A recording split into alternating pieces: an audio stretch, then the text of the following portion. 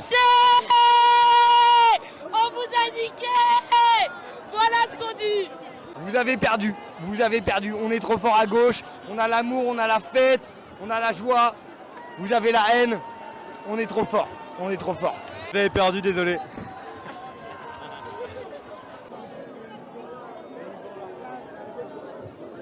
Et c'est des racistes. Voilà, c'est tout.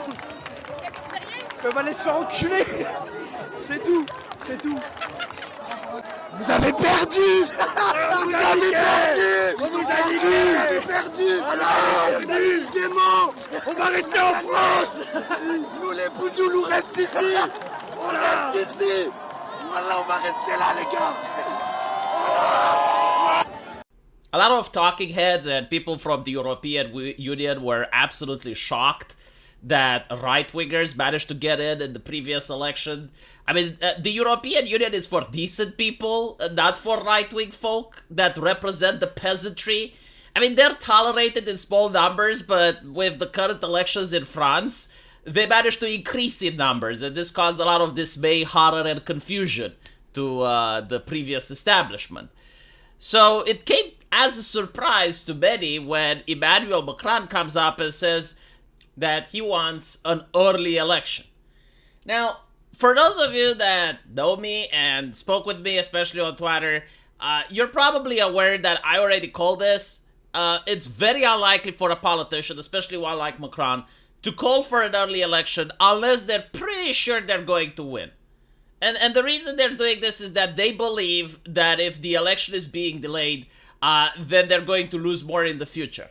The polls were showing that the super duper mega hyper extreme far right fascist etc. Le Pen was doing very well, and of course the left decided to riot. I mean, a little bit of voter intimidation goes hand in hand with democracy in France, but interestingly enough, the left managed to win the elections, and after it did that, the left also decided to riot because, again, like, if you're not putting up a good riot, are you really anti-fascist? Like, you need to riot to be anti-fascist, even when your country manages to vote for the left. So what exactly happened? Well, first off, it's the French electoral system. Again, a lot of our democracies seem to work in this manner, where despite the fact that the National Rally managed to get 37.4% of the votes, it only gets 142 seats, while the New Popular Front, as you can see, managed to get 26.8% of the votes, so far less, but got more seats.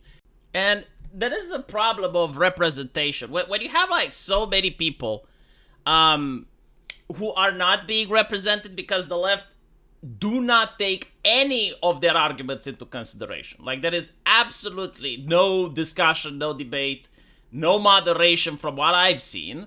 And you got a significant group of people, a big chunk of the population that, for instance, would like crime to be at a lower level. Like, can we lower the crime to where it used to be in 2014? And the left answer to that is, what crime? There's no problem. Nothing has happened. Let us pass like 10 more hate speech laws. That's the solution, right? So you're going to have a huge conflict, a huge friction in society if this is not addressed. And again, I think like the left addresses it by sweeping it under the rug and pretending that the problem isn't there, as well as passing more hate speech regulations, more authoritative means in order to make sure that right-wingers cannot assemble, talk their ideas, and discuss them in the open. That's what I think we're going to get for the next 4 years. And of course, if you look at what the left policy is like, I'll probably make another video addressing it. It's pretty much about more wealth extraction, right? Like removing more money from people in order to give quote-unquote free shit. But, you know, when you extract money from the pocket of a person, the person extracting it needs to get paid as well. So, like, the bureaucracy is going to take a huge chunk out of that money, and then they will say, well, we need more people because there's too much money we extracted, so they'll hire more bureaucrats. Like, it's pretty much what we're going to see. Now, the question is, like, how did they do it? Because 2 days ago, a lot of people expected the National Rally to get even more votes, and now it was a complete surprise because the left managed to win. And to answer this, you got to look at the political strategy that took place. And I think like they've probably discussed this earlier, which is why Macron even called for the early election. They made an alliance with all the left-wing parties, including communists. Like, yes, unironically, they have communists in their party. Like, imagine if the right-wingers would have Nazis in their parties. Like, these two ideologies are completely antithetical to democracy and to freedom and liberty. But they don't give a shit. So, yeah, like, they made alliance with communists, environmentalists, which, well, they're kind of communists under different names, socialists.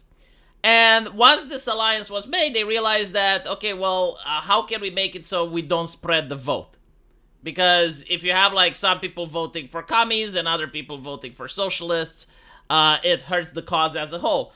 And what Macron did was to convince over 200 people from his own party to step down during these elections so that it doesn't spread the vote. And this is why analysts and political commentators can't be blamed for this, because it's not that they got it wrong.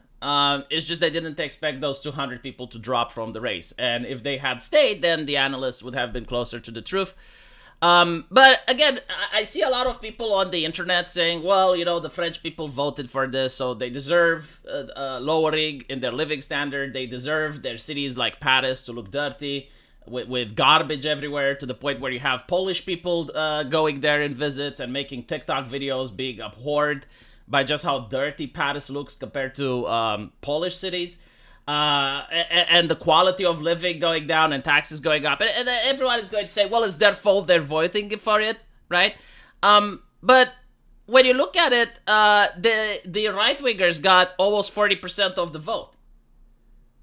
But despite that, they only get 25% of the seats.